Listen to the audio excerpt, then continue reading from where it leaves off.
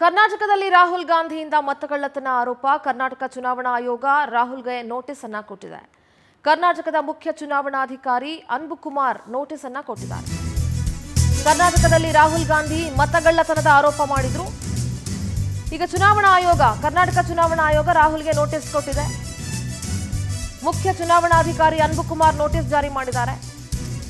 ನೀವು ಆರೋಪ ಮಾಡಿದಂತೆ ಏನೇನು ದಾಖಲೆಗಳಿದೆಯೋ ಆ ದಾಖಲೆಗಳನ್ನು ಒದಗಿಸಿ ಅಂತ ರಾಹುಲ್ಗೆ ನೀಡಿದ ನೋಟಿಸ್ನಲ್ಲಿ ಅನ್ಬುಕುಮಾರ್ ಉಲ್ಲೇಖಿಸಿದ್ದಾರೆ.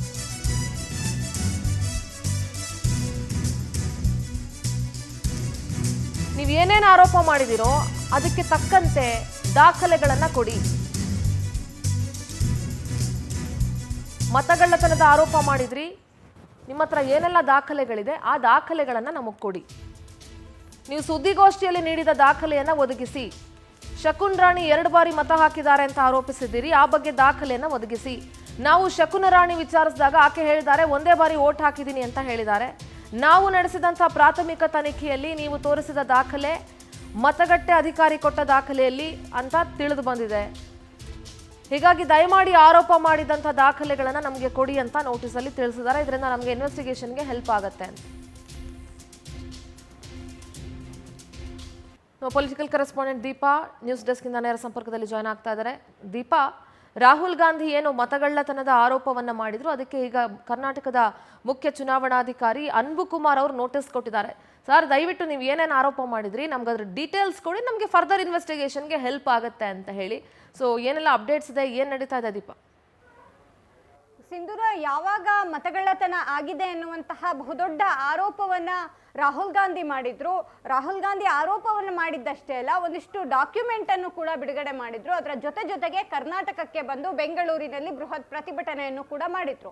ಆದ್ರೆ ಚುನಾವಣಾ ಆಯೋಗಕ್ಕೆ ಹೋಗಿ ದೂರು ದಾಖಲಿಸೋದನ್ನ ಮಾತ್ರ ಮಾಡಿರಲಿಲ್ಲ. ನಾವು ಕೇಂದ್ರ ಚುನಾವಣಾ ಆಯೋಗ ಏನಿದೆ ಅಲ್ಲೇ ದಾಖಲು ಮಾಡ್ತೇವೆ ಅನ್ನುವಂತ ಮಾತನ್ನು ಹೇಳಿದ್ರು. ಆದ್ರೆ ಕರ್ನಾಟಕದಲ್ಲಿ ಸ್ಪೆಷಲಿ ಮಹದೇವಪುರದಲ್ಲಿ ನಡೆದಿದೆ ಅನ್ನುವಂತಹ ಈ ಒಂದು ವಿಚಾರ ಏನಿದೆ, ಆ ಬೆನ್ನಲ್ಲೇ ಅಂದ್ರೆ ಏನು ರಾಜ್ಯ ಚುನಾವಣಾ ಆಯುಕ್ತಾಲಯ ಇದೆ, ಆ ಒಂದು ಇಲಾಖೆ ಅಂದ್ರೆ ಆ ಒಂದು ಆಯುಕ್ತಾಲಯ ಎಲ್ಲವನ್ನೂ ಕೂಡ ತನಿಖೆ ಮಾಡೋದಕ್ಕೆ ಇದೀಗ ಮುಂದಾಗ್ತಾ ಇರುವಂತಹದ್ದು. ಆಲ್ರೆಡಿ ತನಿಖೆಯನ್ನು ಕೂಡ ಪ್ರಾರಂಭ ಮಾಡಿದೆ. ಯಾರ್ಯಾರು ಡಬಲ್ ವೋಟ್ ಅನ್ನ ಮಾಡಿದ್ದಾರೆ, ಯಾರ್ಯಾರ ಮನೆ ಸಂಖ್ಯೆ ಬಲ್ಕ್ ಆಗಿದೆ, ಯಾರ್ಯಾರು ಒಂದು ವೋಟರ್ ಐಡಿಯನ್ನ ಇಟ್ಕೊಂಡು ಮೂರ್ಮೂರು ಕಡೆ ಅಂದ್ರೆ ಮೂರ್ಮೂರು ಬೂತ್ಗಳಲ್ಲಿ ವೋಟನ್ನ ಹಾಕಿದ್ದಾರೆ ಅನ್ನುವಂತ ಮಾಹಿತಿ ಇದೆ. ಅವೆಲ್ಲವನ್ನೂ ಕೂಡ ಮಾಹಿತಿ ಕಲೆ ಹಾಕುವಂತಹ ಮೂಲಕ ತನಿಖೆಯನ್ನ ಚುನಾವಣಾ ಇಲಾಖೆ ಅಂದ್ರೆ ಚುನಾವಣಾ ಆಯುಕ್ತಾಲಯ ಒಂದು ಆರಂಭ ಮಾಡಿರುವಂತಹದ್ದು. ಪ್ರಮುಖವಾಗಿ ಈಗ ಆಲ್ರೆಡಿ ಏನು ರಾಹುಲ್ ಗಾಂಧಿಗೆ ರಾಜ್ಯ ಚುನಾವಣಾ ಆಯೋಗ ಒಂದು ನೋಟಿಸ್ ಅನ್ನು ಕೂಡ ಜಾರಿ ಮಾಡಿದೆ. ನೀವು ಏನು ಆರೋಪ ಮಾಡಿದ್ರಿ ಆ ಆರೋಪದ ಪ್ರಕಾರ ನಾವು ಕೂಡ ತನಿಖೆಯನ್ನ ಆರಂಭಿಸಿದ್ದೇವೆ. ನೀವೇ ಮಾಡಿದಂತಹ ಆರೋಪದಲ್ಲಿ ಒಬ್ಬ ಮಹಿಳೆ 2 ಬಾರಿ ಮತ ಹಾಕಿದ್ದಾರೆ ಅನ್ನುವಂತಹ ಆರೋಪ ಮಾಡಿದ್ರಿ.